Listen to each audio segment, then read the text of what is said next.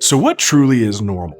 In my 20 years of real estate, it seems like Las Vegas is either appreciating at an astronomical level or just free falling. Now, half the country thinks that we're going to see an economic apocalypse in the near future, while the other half just keeps plugging along absolutely unaffected. So today we're going to try to go over some really truly bizarre metrics and attempt to make sense out of one of the most unpredictable markets I've ever lived through. So stick around.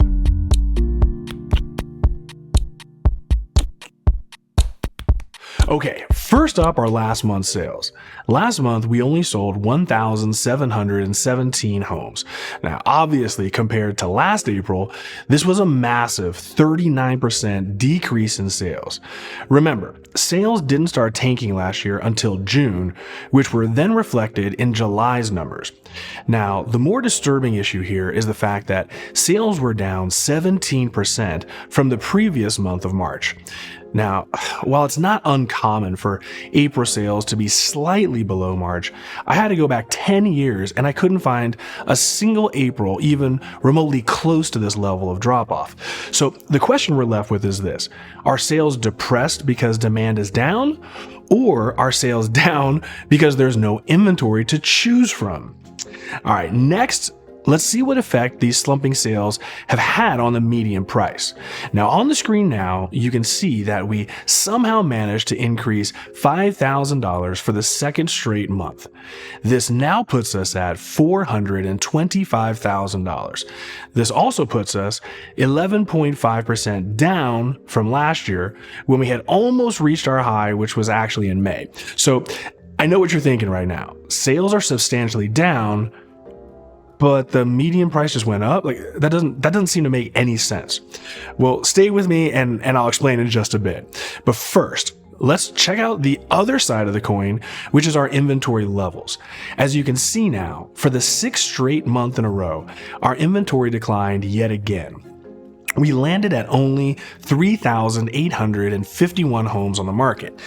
This firmly puts us in completely uncharted territory.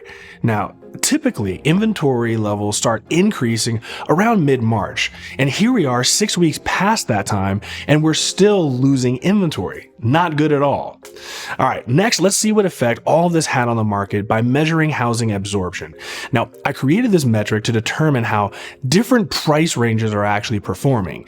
See, the $1 million home in Summerlin is likely to have a substantially different buying or selling experience versus the $300,000 home, let's just say, up at North Las Vegas. Now, the higher the percentage, the more competitive that price segment is performing. So first up is the bulk of our market, homes priced between $250,000 to $500,000. Now, we went from 47% up to 49%, which meaning half of the homes on the market are already under contract. Next, we have homes priced between $500,000 to $750,000. Now, this increased as well from 33% to 36%. Next, we had our largest increase in the $750,000 to $1 million price range. This jumped from 27% up to 31%. But now let's get into luxury. Homes priced between $1 million and $1.5 million. Now, this was really surprising. This segment dropped 5%, from 27% down to only 22%. Finally, we have the ultra luxury market of over $1.5 million.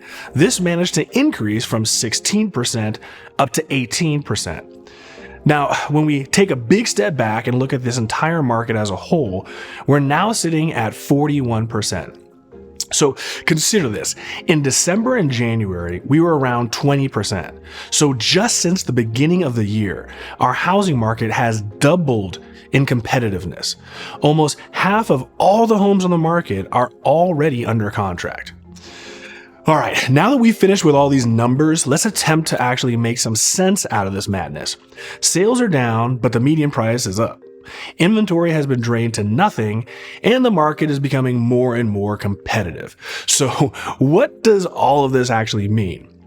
Okay, well, with sales down, you'd think that the median price would plummet as well, but the catalyst here was inventory. This is why I said in the beginning of the year, the two metrics to follow are interest rates and inventory. These two metrics will determine the direction our market goes. See, sales are either low because people don't want to purchase right now, or they can't find what they want. Now, the truth is that both seem to be the case. Because rates are high, many buyers aren't willing to take down that inflated mortgage payment. So if rates were to come down, you'd see a major spike in demand from all these sideline buyers and investors. Now, on the other hand, there's plenty of buyers actually out there. The problem is that there's not much to legitimately choose from. At least half the homes on the market are absurdly priced at last year's levels and basically can't be sold until the seller comes to their senses and lowers the price.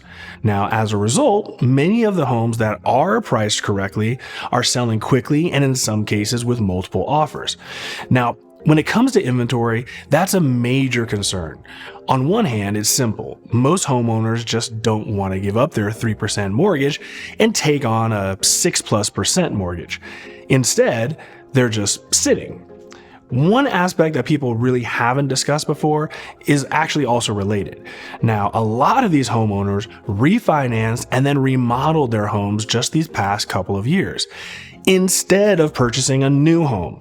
So again, why would you leave when you just finished remodeling recently? So until rates come back down to say 5%, I think you're going to see and continue to see constrained inventory. Now that the Fed has basically stated that the rate hikes are officially over, typically it takes about 6 to 8 months before rates start coming back down, meaning next year. Now, on the other hand, I made a great video explaining how mortgage rates are actually determined back in February. I'll add a link in the description below. But if you watch that video, you already understand that mortgage rates are likely to come back down even if the Feds doesn't lower their rate. So it's pretty realistic to say that rates will likely break below 6% by the end of this year. So the million-dollar question is this: what in the hell should I do if I'm looking to purchase or I'm looking to sell? Now, if you're looking to purchase, I really don't see prices coming down at all. While prices have been moderately increasing, we're actually only up 1.2% for this year. Now, I wouldn't be surprised if we wind up in the normal, let's say 4 to 6% range. Now, you can wait for rates to come down a bit more before jumping into the market. This reduction in rates will likely more than offset the price increases throughout the year. But be careful about waiting too long. Whenever rates finally hit, say, 5% or less, you're likely to see a ton of back pressure from all these sideline buyers. We could easily see an explosion of activity next spring. And this could lead to crazy town, multiple offers, and the same cycle we've seen twice before just in recent history. So if you're going to wait, be very ready to jump before all the rest of the herd does. Now, if you're looking to sell, the next 2 months are the best time of year to put your home on the market. Demand should start spiking here in just a few weeks when school gets out. With no inventory, timing could be everything. There's going to be a ton of disappointed, out-of-state buyers with little to no options this summer.